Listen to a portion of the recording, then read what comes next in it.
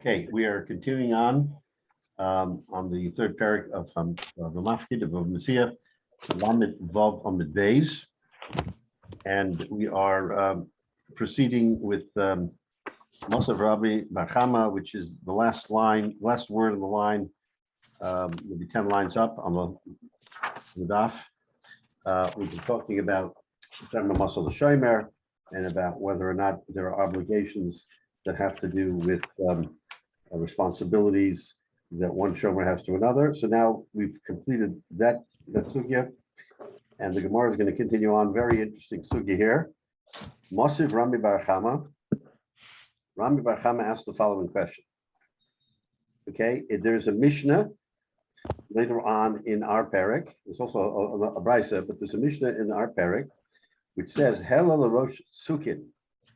If a shepherd took sheep to the top of the mountaintop, in other words, there was good grazing at the top of the mountaintop, so he took the animals, but it was a very narrow way up. It was very steep. Excuse me, Nevertheless, he took the animals. I missed the location of where we are. The location is Lamed Vav Amid Beis, Right. and it's Mosav Rabbi Barchama. Let's see, it's 1, 2, 3, 4, 5, 6, 7, 8, 9, 10 lines from the 13 from the bottom, but 10 from the narrower lines, but 13 from the very bottom. And it's the last word of the line, Mosav Rabbi Barchama. Okay, thank you. So if Rabbi Barchama has the following inquiry, what's the din? If Helo l'rosh sukin v'nafla, he took these animals, the sheep, and he brought them up a very narrow passageway to the top of a mountain, and they fell down. So, in other words, the question here is it was he poshea, which is what we would be talking about, pshia, he was careless because he took them up the steep mountaintop. Is that carelessness? So regardless of whether they died a natural death or not, is he chayiv? That's the Gemara's inquiry. Ein zeh oines, says the Gemara, it's not an oines, it's not an accident. There's no accident here because he was peshea. Why? Because he brought them up a very steep mountain, and he's chayiv. Frek the Gemara, how basic kedarka how is there oines upater? But here, if it's Mesa Kadaka, let's say they did not die from slippage. They died because they, once they were up there, they died. I mean, animals die. It's not so unusual. So the question is, again, is it Chila B'Pshia B'Sefer B'Oines because he took them up the narrow path and he shouldn't have because it was very difficult to get up there. But nevertheless, if it falls off, of course, it's not an Inus. But if it doesn't fall off, it's an Inus. So, frek the Gemara, va'amai. Why would he be chayiv? Amesa kedarka.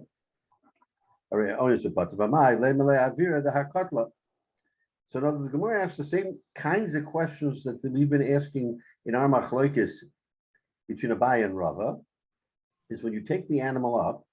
And if it's the beginning of the climb is a peshia, because it's careless to take an animal up such a narrow way. And the Gemara says he's chayiv. But Mesa Kedarka, if he took him up and the animal died, he's innocent potter. So they might ask, why is he potter? Avira da katla, just like we said, Avira da agam, that the air of the agam, of the swamp, is foul air. So it could have gotten into the animal's lungs or could have hurt the animal. So we say that you're chayiv. Why don't we say the same thing here? That avira, that the high, thin air, maybe of the mountaintop, is what made the animal succumb. Inami, uftna, the ha kotla, the wear, in other words, the stress of going up the mountain itself was such that the animal basically broke down, couldn't bear the stress of walking up. So the Gemara's kasha now is similar to the kashas that we've been asking about Abaya and Rava, is that Philip the Pshia, the Sefer Ba'Ines, why you give him a pass?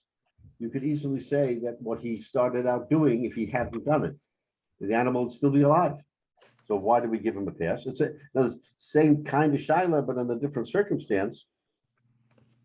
And why is the outcome different? So that's the Gemara's kasha here. So that just kicks off the question. Answers the Gemara. So in our case, we gave different answers about the foul air of the swamp. That it was worthwhile because he took the animal to a much nicer pasture area where the animal would benefit. So now we have to weigh the value of the animal being where other shepherds take their animals. It's not a one-off. Everybody comes to that meeting spot because it's such a good place to put animals. So therefore, he was doing something that even the locals were doing. So why should you punish him for doing what everybody else is doing?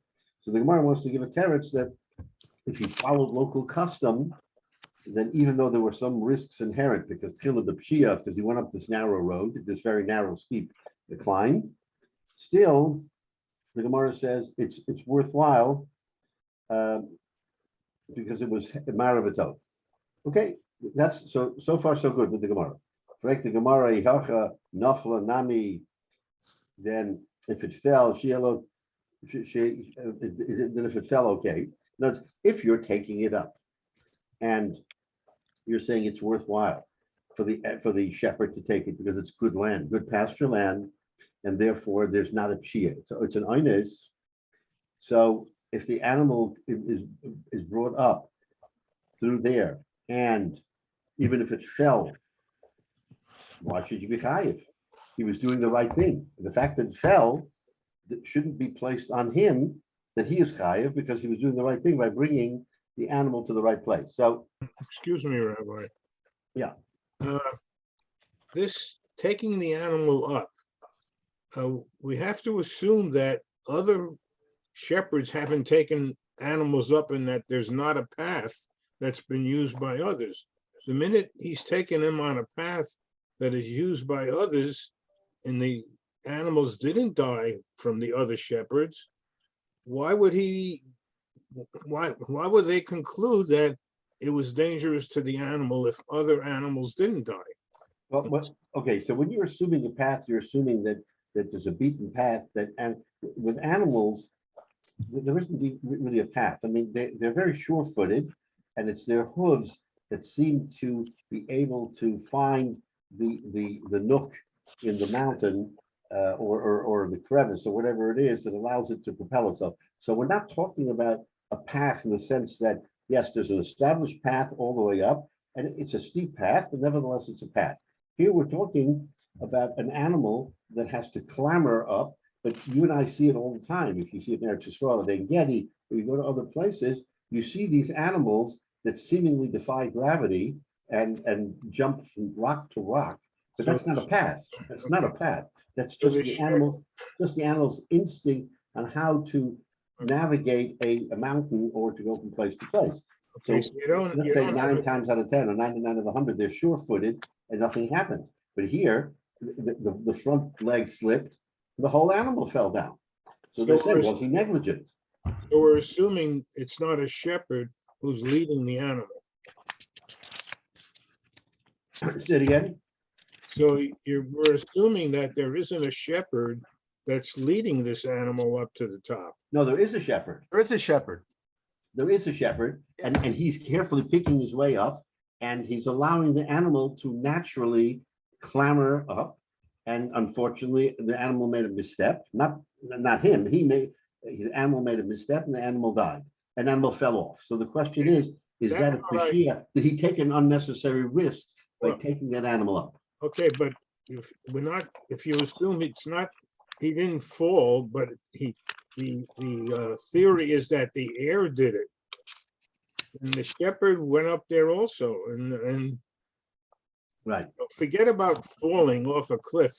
That's pretty, which should be obvious, obviously, but just taking him up high into thinner air. Why would the Gemara say he's? That's one of the terutzim, that it just like agam, just like a swamp has air that is foul to hurt the animal. The thin air of the mountain. When we go to a place like Denver or somewhere else, it's very thin air. people who have certain medical conditions have to be very, very careful because they can't breathe the thin air. So if you take someone to that place and he suffers a heart attack, let's say somebody has a heart attack, they say, what'd you bring him here for? It's so thin, he can barely breathe. So in other words, are you negligent because you took this animal and you made it go to a place where there was at least the good possibility that the animal would succumb? So that's what the Gemara is asking. So the Gemara says, I just Potter, and the Gemara asks why he took an animal to a place where he shouldn't have because the air is so thin that the animal will not survive it. Or he said, the mere fact that the animal had to exhaust itself climbing made it weakened and it fell down. In other words, it couldn't handle the climb. Because sometimes you climb and you climb, you come to a point and say, I'm exhausted, I can't anymore. And you're literally in a precarious situation and there's no one to prop you up and you fall down because you have no kayak. So that was the whole premise, that this is an animal. Okay, animals do climb, but here you pushed it just a little beyond its own comfort zone. And therefore you should be chayiv because so the Gemara says that it went to a place where all the shepherds went. In other words, this was a normal for the animal. It wasn't anything unusual to go to this place because plenty of animals come from all over. Some of them from the steep area, some of them not so steep. So you could say that there was not any pashia by him taking a risk, taking this animal rather, to a place that other animals congregated. If he had taken it to an unusual place and no one was there, and you said, "What you risk the animal for? You went and you came to this place and it's very nice, but what did you risk the animal?" The teretz here is there was no. Mentally, there was no risk because animals congregated there from all over. So how should he know that animal, if he's bringing it to that place, even though it was steep, no question, but animals go in the steep climb to get to that place. So the chayra, there should not be it should not be a pshia, it should not be a case of tchila b'pshia, and it should be chayiv. It should be a case of minus. Rabbi, there's a legal discussion that you're fully aware of going on in Israel right now about the aftermath of the tragedy at Har Meron, as to whether government officials are going to be held criminally liable for allowing people to go into such a precarious climb. When many thousands of people would normally go on such a climb. Yes. Right. So again, the nuances of that case may be a little bit different because of the safety of the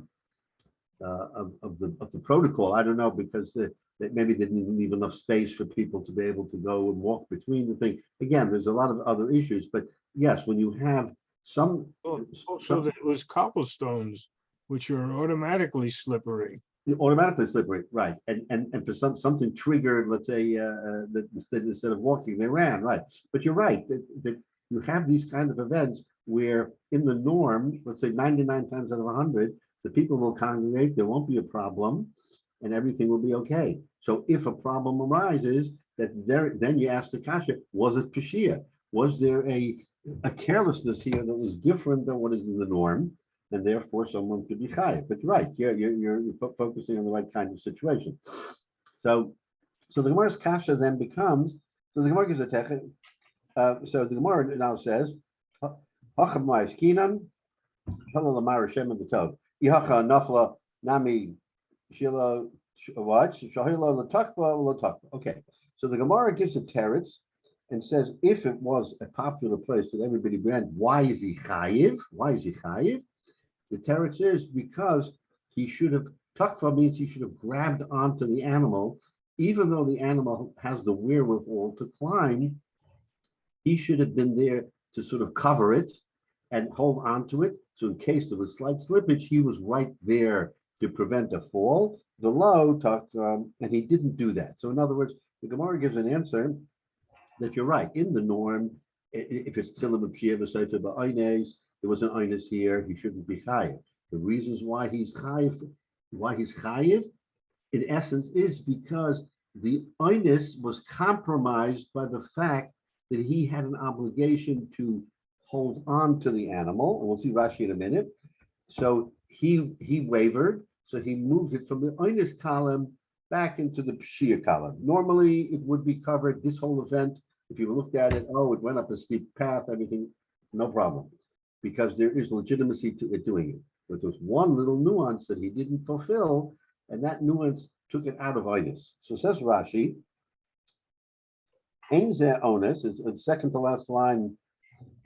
The one before. Hala l'rosh tzukin, shomer, shehala l'rosh harim, chadim u'shufafim v'nafla. He took it to the top of a steep hill, a steep mountain, and it fell. Ein zeh onus el pshia dedarka lipo, because he's saying that animals who go up such a steep incline would be inclined to fall. So it's not an onus, it's a pshia. Paul mesa kedarka. The Rosh Hatzot, but this one actually completed the climb and died Mesa Kedarka while it was already on the plateau where the animal was. Potter to have a Sefer Ba'inus. So he's holding Chilim B'Shia Sefer Ba'inus. If it was actually on the plateau with the other animals, you would not make you wouldn't say Chai. Avira, it's Sino. So in other words, if there was cold air, and that cold air, similar to the Agam, had the effect. Uftsuna Ayofas Torah Chamala.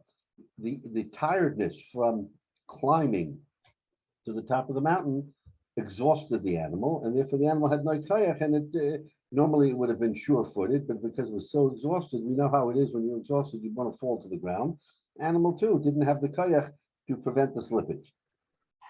So then he wants to give an answer, but no, it should be okay because Lamara Shem Tov Derech Haroim Lalo Sham Behemoth Labos. This is a normal pasture area that all shepherds bring their animals to pasture. So you see that it's a good land. Therefore, there should be it shouldn't be pshia. He didn't do anything. He didn't take a chance. In other words, he brought the animal to the place where it should be, where hundreds of other animals are. So why do you find him liable? And for the Gemara, the takfa, that notwithstanding the shepherds, even though they bring their animals to this particular pasture land, they nevertheless hover over them and grab them to secure them, and he didn't do it. Also, okay, no, fine. Okay, so now the Gemara gives an answer. You're right. In the norm, I would say this isn't a bad thing. The animals should be able to climb and be able to go up. Therefore, Sefer is ba'inus. But when the inus is tempered with the fact that he said Tila B'Pshia shouldn't be gone, Sefer ba'inus should be potter. But the Sefer ba'inus has a little bit of a kvetch because the inus was that even though he brought it up safely, it was not in secure hands, which other shepherds do. They secure their you can say you can secure with a rope. But here he means that you hover over it so that in case the animal bolts, you're there to quickly grab it. But a rope is just as fine. And he didn't do that. So by not doing it, he veered from the norm. So here the Gemara says that you're chayiv, he's chayiv. Now, if we look at that Mishnah, when we get it to later in the parak, there is another part to that Mishnah. What is the Mishnah? So here it's a case of the shepherd bringing the animal up, taking care of it. He's a pesheya, he's an inus. End of the day, if he doesn't do the right thing, then he is chayiv.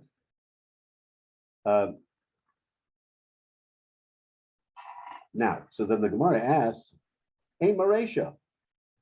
Okay, 2-3 lines from the wide lines. What does the Reisha say? Also, the Rosh Sukin. If the animal went up of its own accord, in other words, it wasn't led up by the shepherd. The animal started clambering up, maybe because it had gone there before. It remembered. It ran up the mountain by itself, v'nafla, and fell. How is it inus? You can't fault anybody if an animal bolts away from the pack and starts running up the mountaintop because it senses that that's where it should go and falls off. The Mishnah there says, how is it inus? That he should have, that it's an inus. Frag the Gemara, a boy mitke. Why do you allow that? He should have taken the initiative and found a way to grab the animal before it fell or before it even bolted, so that if it bolted, he would be holding on to it. If you're saying that the carelessness of the shepherd is that even though he did everything right, at the end of the day, he should have somehow secured that animal with a rope or some way. Then why, in the case of Ulsa, where he didn't do the initial elevation, he let the animal run on its own and it fell, you're making him chayiv. Why is he chayiv? So a boil on the midgay. He should have, we make him chayiv. We say he's potter. Why do we make him potter? We say he should be chayiv. And for the Gemara, should also talk for the yarda that, as Rashi says, also me'aleh should talk for al karcho also we're talking about a case where and you've seen this with sheep. I have been around some sheep or something else. These are not weak animals. If they push up against you, you have it. Unless you're bekayach, they can push you. These animals, these sheep, are strong. So it's talking about a situation where the sheep overpowered the shepherd. In other words, the shepherd wanted to grab onto the sheep and not let it run, and the sheep either gave a shuckle or gave a push with its feet and let loose. So in other words, if the sheep on its own pushed away the shepherd, how can you hold the shepherd responsible? He didn't do anything wrong. He did the best he could, and that's so that's the Gemara's teretz over there in that Gemara that we're going to learn that why by also is it potter? Well, because after all, it went on its own, but because the sheep overpowered the shepherd, that's why it's potter, because he did everything right. Everything he could do, he did right, and never lost. So what do we see from this? We see that the whole machlokes, the whole parsha of Chilul b'Pshia v'Sefer b'Ainis applies in many different cases, and you have to look to the nuance of the case to understand whether or not the Pshia balance out with the Ainis. Now, this is not an easy thing to do, because we've seen it. Jay's asked it, and others have asked it. There seems to be a number of different variables that might cause one to argue that the argument is the shepherd should never have gone to that mountain. He should have found a piece of ground in the lowlands, and that's where he should have taken his sheep, and the sheep should have grazed there, and then never would have been a kasha. So if you look at it from that point of view, that anything the shepherd does that it slightly elevates the risk, the Pharaoh, you can kind of fill it the Sefer b'Ainis. So what do we have to do? We have to look at the norms of the time. If the norms of the time are that 99% of the shepherds go to that particular place, albeit a little bit of a climb, a little bit of a challenge, not so easy, then what he's doing, even though it's slightly out of his norm, because he could have avoided it entirely, the Gemara says, we're not going to hold him liable. We're not going to say he was Pesheya, because he did what was the norm to do. But if in the course of doing that, he does something that if he had done it, he might have further prevented the animal from dying. And again, that's why you go to Bezdin, and Bezdin has to weigh this. Bezdin has to be Irish and has to say, was this the smart thing to do? Did he take unnecessary risk? And by taking unnecessary risk, he had to have an extraordinary event to prevent the animal from bolting, and that extraordinary event is Pshia. So in other words, this is not just a simple case, because we have to evaluate all the facts and say, did he do the right thing? And if he did, and the animal died, did he still do the right thing, or was there something else he could have prevented to intervene the animal from dying? And that's what this Gemara is telling us. The Gemara is also making a slight chilek between whether he brings the animal up or the animal goes up by itself. Animal goes up by itself, he doesn't have the requisite responsibilities because the animal is stronger than him. And if the animal wants to bolt up and he's going to try to hold it back, okay, fine, he'll make a good faith effort. And if something happens to the animal, you can't hold him responsible because he never had the Havamina to do it. And even when he had the Havamina to help, the animal overpowered him. So that's how this Gemara really makes us understand these kinds of issues. It's interesting Rabbi, because today when you drive around in Eretz Israel, because they had grazing lands and farms, Right. all over the place. There's a tremendous amount of the ground has rocks in it. Right. And even normally the animal can fall and hurt themselves, bang their head, whatever, because Right. rocks are very slippery Right. for a four-legged animal. Right. Well, one of our favorite spots in Eretz Yisrael is in Gedi. Of course, everybody loves to be in Gedi. And in Gedi, if you climb, which we've taken some extraordinary climbs outside of the normal path of climbs. David? And it's amazing what you find. I'm on the because Shiur. I'm in Rabbi Grauman's Shiur right now. You can't see it from Can the I get back ground. here right after? Sorry? All right, take care. Bye-bye. From the ground, you can't see a lot, but when you get further into the cliffs, you see that there are all kinds of goats and other animals that are literally, I mean, we have to hold on and we have to hold each other and maybe hold the rope. These animals are so nimble that they literally just, clop along the rocks. And that's they have the nature to do that. And if such an animal falls off, then now you're starting to begin to understand, like, was there a risk? Why was there a risk? That animal 99 out of 100, 199 times out of 1,000 will nothing happen to it. So is that pshia? Just because it did go up a steep incline, which for someone else would be difficult? Those are the kinds of questions that this Gemara poses. So it's a very interesting analysis. Today, Rabbi. even when you see the grazing, some of the hills have The grazing is tremendous because there are few. fruit trees and everything. Yeah. There's rocks everywhere. Everything, and there are not that many animals go there, so there's plenty of grazing for those animals that do. So the shepherds that know it take their sheep there. Yeah. Anybody Rabbi. else? Someone else had a Yes, question? Rabbi. Yeah. On the, let's look at it more responsibility wise. First of all, a shepherd's not going to take 1 or 2 sheep by himself. They graze. They usually take a flock. Right. That's the first thing. Second thing is, once a sheep will seek out where to feed. If they're going in a mountain, they can tell where the food is, the Right. grass is. They will wander to that location. Right. If they see there's a path that somebody, other animals have gone on, they probably will follow that line up. That they'll find the scent and go that way. Right. You can't tether if you're carrying 5 sheep, let's just say, you're assuming even if it's a baby, calf or a lamb, they're still going to be about 45, 50 pounds.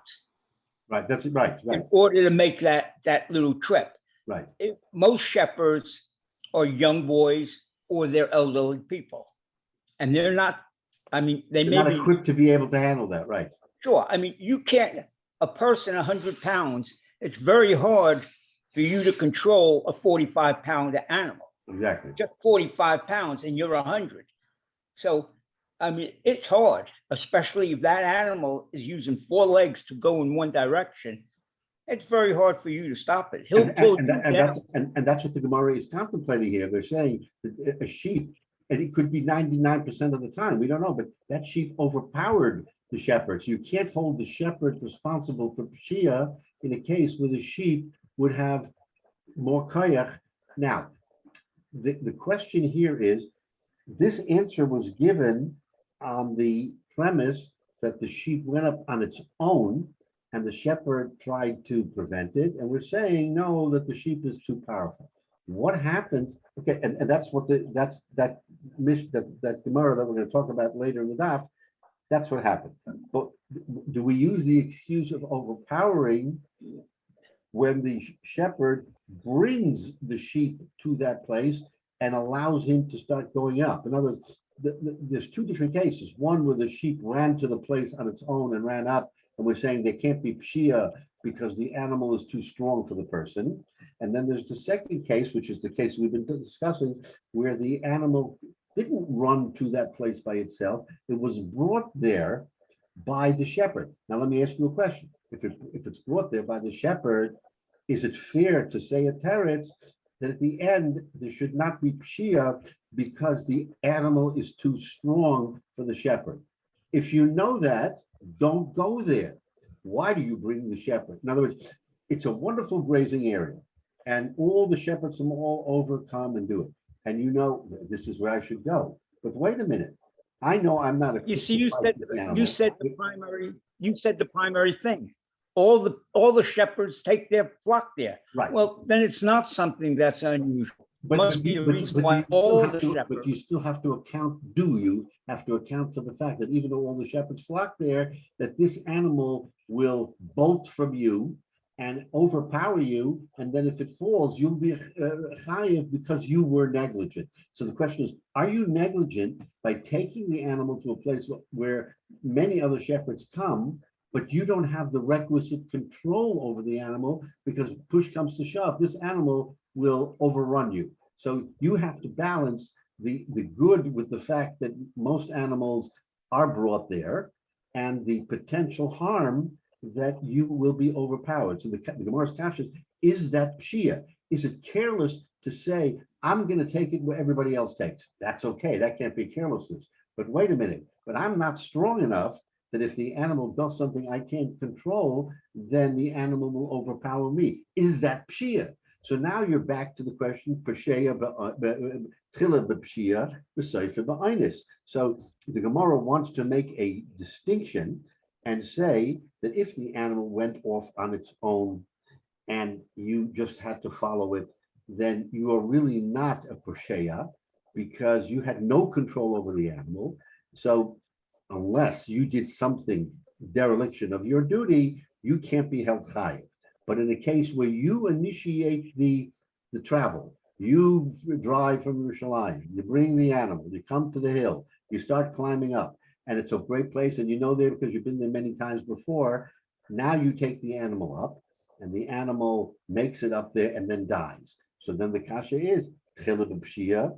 It was a pshia for him to take it up because like we said, it was the animal could be tired or this and that. But so for the onus, because everybody brings his animal there, so we know that that's a destination. He didn't do something. He didn't jeopardize the animal by bringing it to a place where nobody goes. So that's what we're wrestling with. Remember, this is just a mental exercise now for us to understand what the chiyuvim are on the shepherd to prevent his flock or to prevent his sheep, which is owned by somebody else. So he has an achrayus, he's a shomer to somebody else. So what responsibilities does he have to that person in terms of shmira to give it the best opportunity to graze, but at the same time to be as careful as possible. So the Gemara comes back and gives us these terutim. A question. And still wait, let me just still the fact you say was the derelict of his duty to watch it. Right. But if he has 10 sheep, let's say, and one of them goes ahead, Right. does he leave the other 9, go after that one when the others will go, they can all fall down the hill there? Well, If he's again, not so, yeah, supervising, right. So again, we can't answer it because the Gemara is not giving us the nuances of what will happen to the other sheep if he runs. So we have to at least make the assumption from this context that those sheep won't be endangered. But you're right. If the Gemara were to say, what does he do if he has 10 sheep and one runs away and is in danger and the other 9 stay back and he has to complete watching the other 9? What's his responsibility to the 9? That's a good question. That's not the question here. Here we're saying those 9 will be okay. If they weren't okay, then it would be a legitimate question. What do we do? But let's say those 9 are safe and he has one sheep that he has to run after. Is he a pesheya because he allowed that sheep to climb the mountain he should never have left? So again, we have to use our own imagination here and not go too far afield, because once you start going too far afield, you have, like you say, you have all these other questions. How does he balance 9 against 1? What does he do? So we're not going to worry about it. Question he for still has to make the decision. Go ahead, Is Menachem. Well, let me throw out a slightly different thing. Instead of going up the hill, going down the hill. I've never gone skiing. I don't plan on it because I like my legs. But what I've heard is that they have at the big ski resort, they'll have different slopes. They'll call the bunny slopes will be like for the total beginners, and there'll be more and more and more advanced slopes. Right. And so everybody should hopefully be choosing the slope that's appropriate for them. But if you have an expert who's giving lessons to other people, he has to judge who he's dealing with to figure out, are they going to be okay if I bring them down on the expert slope? Because even if I'm with me, they're going to hurt themselves. Or should I stick to an easier one? Right. Because I know that some of the people with me need to be there. Right. So that's a similar type of question. If he's the shepherd and they're the sheep, right? He's the shepherd, they're the sheep, and he has to, is he a Pesheya by saying, I'm bringing you to this particular slope because I think that you can handle it? So again, that becomes a question of his evaluation. And what now there's going to be plenty of people who will go to slope A and B and C, but he has enough bias to later on, if someone breaks a leg and they say, why did you take me to this slope? You knew, I told you I couldn't, I had to be on the buddy slope. I had to start out slow. So these are all questions of degree. And then the question becomes, as you see from the Gemara here, that, oh, well, the buddy slope doesn't have as nice a view and as nice a ski. I want to take them to an intermediate where there's a better view and a slightly better ski. Okay, that's okay, but that was that the right thing to do because so that's the case over here.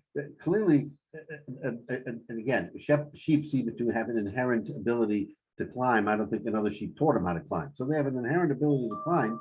And you say, why isn't he like all the other sheep? All the sheep climb and go to this very nice spot. So what did I do that was Shia, that was careless by bringing him to that spot? I brought him there because everybody brings them. So says the Gemara, no, that he didn't. That besides bringing, you have an obligation of hovering over the animal to make sure that it didn't bolt. Now, again, takfa could be a little bit of a just standing around, or it could be literally with a harness or with a rope. But nevertheless, Shia abounds, and you have to just balance it and say, was he Pesheya by allowing it to happen? So that's really what the Gemara is telling us, and also making a difference between whether he brought the animal or the animal took itself. Clearly, if someone runs onto a ski slope without the requisite guard and responsibility, and something bad happens, he can't hold the instructor liable if he did not, unless he had the ability to hold the skier back, and he didn't. Then you said, listen, you have to take certain responsibilities on your own. You can't always say someone else has to be responsible for me if you're doing something that also may allow by going up on your own accord. If you follow instructions and something happens, that's one thing. If you don't follow instructions and something happens, then the Gemara tells us you're kind of on your own because you don't really have that fallback where you could say that someone is going to be responsible for you.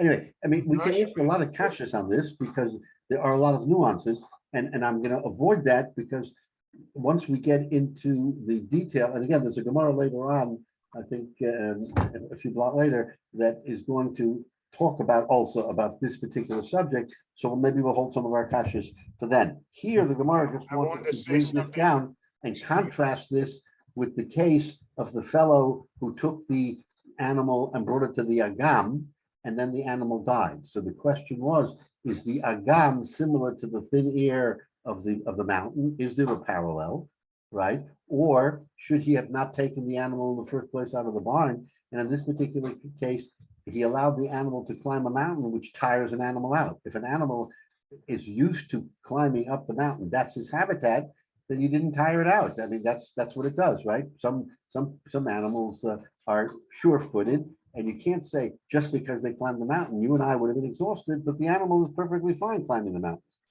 So that's kind of the back and forth of this Gemara. Now, we're going to go back to something that we said earlier. The Gemara wants to conclude before we get to the next Mishnah. The Gemara wants to wrap up a couple of loose ends. So you remember, so this Mishnah has a machlokes between Tanakama and Rabbi Yossi as to whether or not, remember, the Ruvain rented his animal to Shimon for money, and Shimon gave it to Levi to borrow without money. So Shimon was getting money. Shimon had to pay Ruvain, but he was getting no money from Levi. And what happened is the animal died.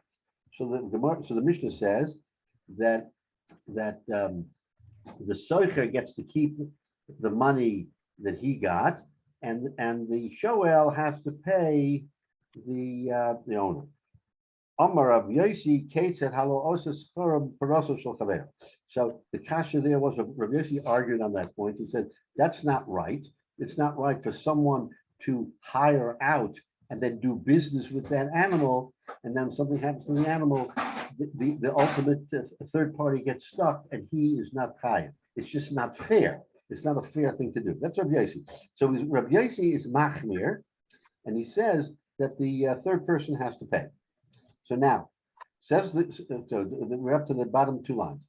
Rabbi Yehuda Mishmuel halacha to Rabbi Yossi. The halacha is like Rabbi Yossi. That what? That that there's no free pass, and that the owner has to get the money and be paid by the show. So Amalei Rabbi Shmuel by Yehuda Rabbi Yehuda. So Rabbi Shmuel by Yehuda says in the name of Yehuda, Amalei Mishmei Shmuel.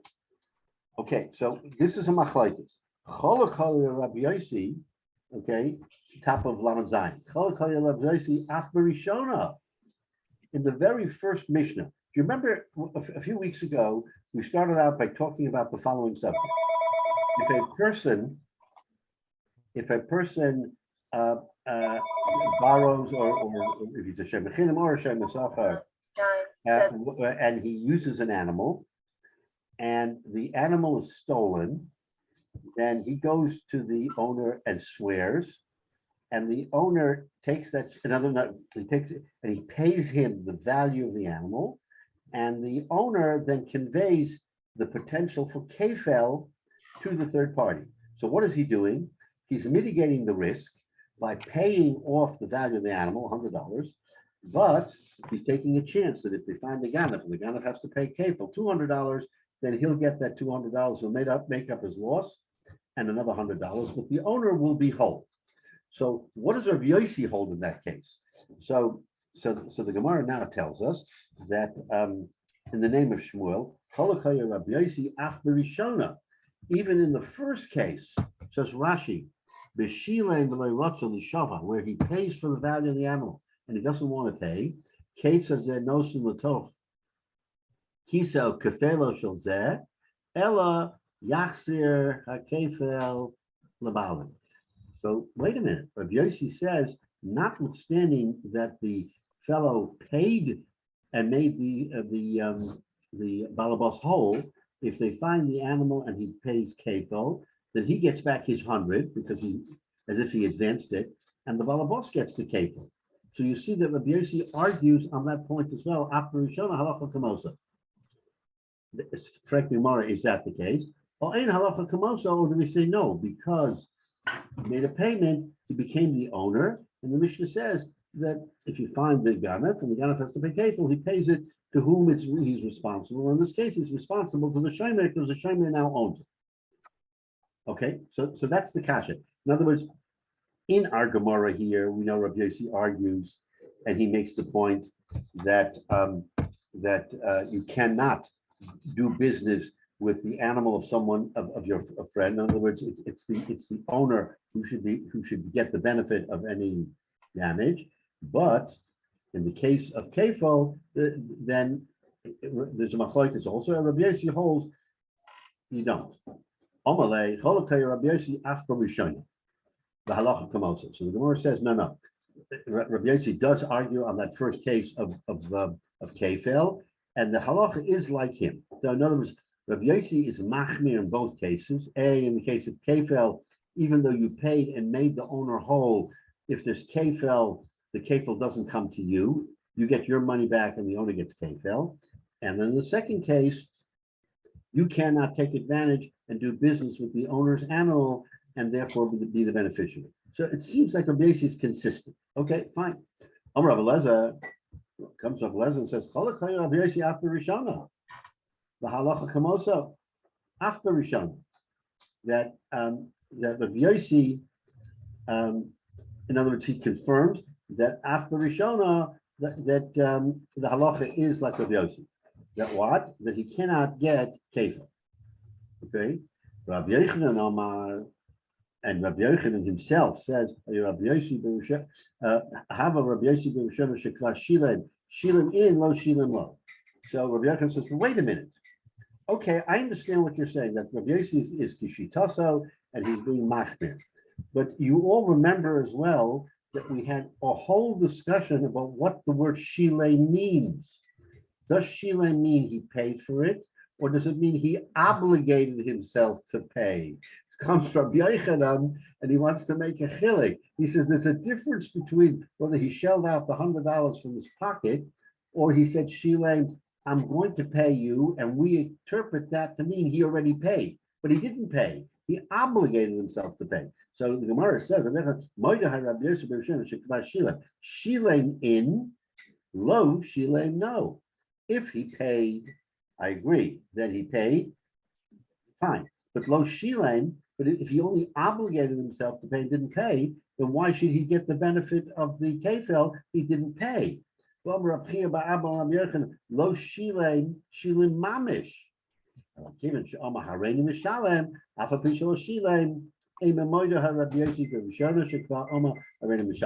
the Gemara wants to sort of reconcile and say that according to Rabbi Yossi, it looked like it was a stira.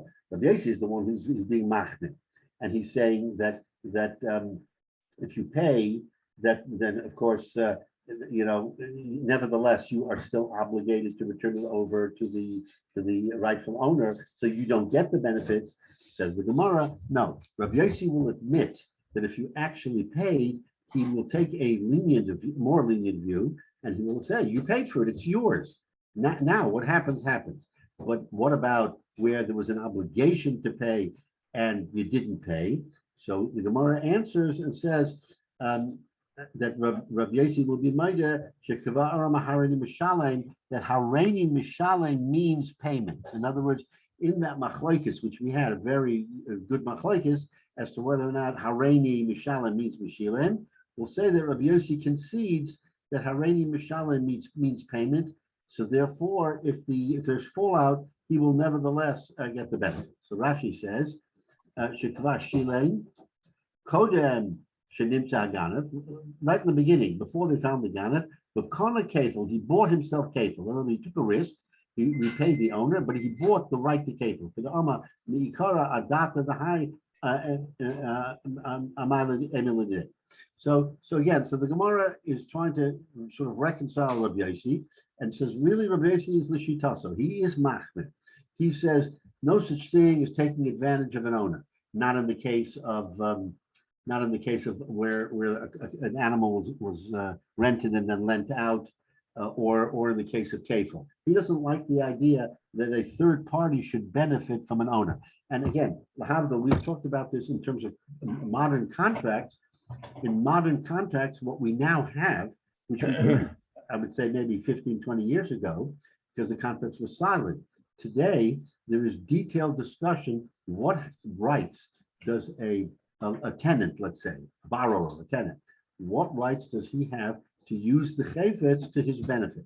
And in the case of a contract, if he wants to do a sublease and he wants to lease the property that he's paying $100 a month, and if someone's willing to pay him $120 a month, then today's contracts have language which prohibit that, or at the very least say that he has to go to the owner and has to split it with him. In other words, he can take the $10 and the owner can take the $10.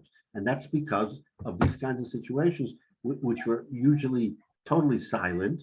And then the question came, does the tenant is there an obligation to go back to the original owner and make him more whole than he was when you started out? And that's what this Gemara is talking about. Do we have an achrayus to this owner to make sure that later on, if something happens, that he is made not whole, but 110% whole? So that's the machlokes here. So basically, it takes normal the position that you have no rights. If you borrowed, that's all you did. You borrowed, but you didn't have the right to do business with that animal to your benefit and to the detriment of the owner. And Rabbi Yossi takes that position. But here the nuance is what happens if he paid for that right. If you pay for the right, then you take it out of the sort of the atmosphere of I'm taking advantage of the owner by saying, owner, I'm negotiating with you. You have $100 at stake. I'm giving you the $100. You have no longer any risk, but I now have the rights to something that you have conveyed to me. So we say, yes, you have those rights. Rabbi Yossi argues, but Rabbi Yossi says that in the case where he says, I'm paying you. Now, normally it's not good enough, but if Rabbi says in the case, I'm paying you for the right, I'm allowed to negotiate my rights away. Where does it say that I can't take money and give you a benefit that would normally come to me? In this case, kefil would come to me, but I don't want to take the risk of kefil, so I'm negotiating with you and kachava. Anyway, so the Gemara just throws this in here because we want to finish up the Mishnah and understand Rabbi Yossi. So Rabbi Yossi usually is machmir, but we're saying that there's some leeway where Rabbi Yochanan says, no, we can give him the benefit of the doubt if he actually negotiates up front. So in our modern time, that's why these contracts are negotiated this way, is that there shouldn't be any ambiguity. What happens in a case where the lessee or the borrower or whoever it happens to be has an opportunity to make money on this contract? Is he allowed to make money?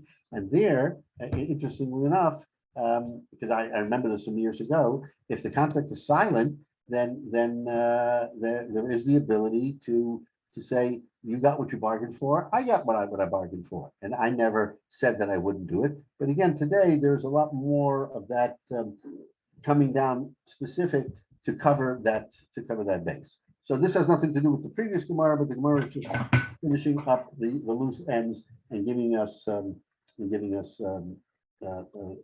picture.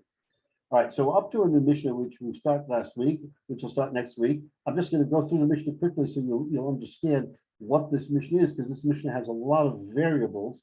But the basic Mishnah we can walk through.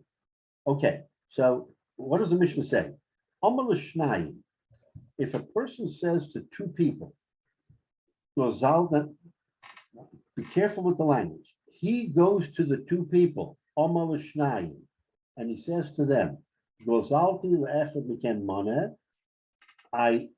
I stole $100 from one of you. Or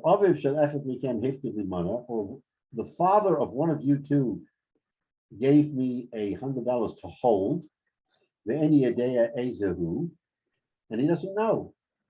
Says the Mishnah, since he initiated the conversation, very important, and he's the one who said, you know what, I know that I got $100 from one of you, but I don't know which one, then he has to pay both of them. The first question we should be asking ourselves is, I mean, in the abstract, first question is, let him take the $100, put it on the table, and say, here's $100. I mean, figure it out. I know that I stole from one of you. I know one of your fathers gave me $100, but I'm unclear. So here's the $100, and let me walk away. Mishnah says, no, he has to give them both. Okay, we're not going to get into this now because there's a lot of variables. But that's the thinking.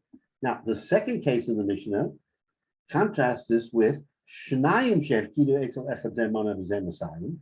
two people came along and they went to this fellow, Reuven, and he was a trustworthy guy, and they gave him a pikadon, not a rental. They said, do me a favor, we're going on a trip, hold this for me. One of them gave him $100 and another of them gave him $200. Then when they came back from the trip, then started the fireworks, right? Each one of them said, wait a minute, I gave you the $200 in for pikadon. What does the Mishnah say? He takes out $100 for each one. V'hashar, and the last $100, so we have a different outcome in this particular case. I'll ask the same question. Put the money on the table and let them figure it out. You know that there was $300 here. Okay, so why not figure it out? Says the Mishnah that each one gets 100 and then 100 sits on the table. What does it mean it sits on the table? You have to wait till the Hanavi. The general rule, which we have many times come across in the Gemara, is that Eliyahu Hanavi, as the precursor to Mashiach, settles all legal disputes so that everybody is in the right frame when Mashiach comes. So Eliyahu Hanavi has a big job as a roving jurist to go all over the world and to settle all the cases. Rabbi Yossi, the same Rabbi Yossi we just got through saying, who's machmir, and he says, in K ma hefset haramai, the cheater, the one who is really only $100 out, he's getting his $100. There's only one person taking a hit here, and that's the person who gave the 200 because he's not getting his 100 back, the second 100. Ella, what's his shita? Everything has to wait for Eliyahu. Why? Because now the one guy is out $100. He has something to lose. So maybe it'll shake the tree a little bit. And the person who only gave 100 might say to myself, okay, I tried to see if I can get more. I can't. Let me back up. But anyway, different outcome than the first part of the Mishnah. And then the last part of the Mishnah, which is similar to the second, the Shnei Kalim, if two people gave not money but Kalim, Echad Yofed Monav Echad Elef Zuz, one gave him a kli for $100, one gave him a kli for $1,000. Zema Yofa Shali, Zema Yofa Shali. Same situation, but with a tangible object, not money. Says the Gemara, Nosnos HaKotten Le'echad Mehem. You give the cotton, in other words, the one that's $100 is $100. So you give it to one. And there's a machlokes here. What does that mean? Do you break the keli? Of course, you don't break the keli. You sell it, or you do something to evaluate it, and you give him the same amount of value as the first kli. So again, this isn't strict construction. It's you gotta do something with the kli in order to make him whole. Correct the Gemara and Bahasha Yemar Chashav Amar Rav Yossi came I have to the Ramai. So Rabbi Yossi comes out. So Rabbi Yossi is consistent.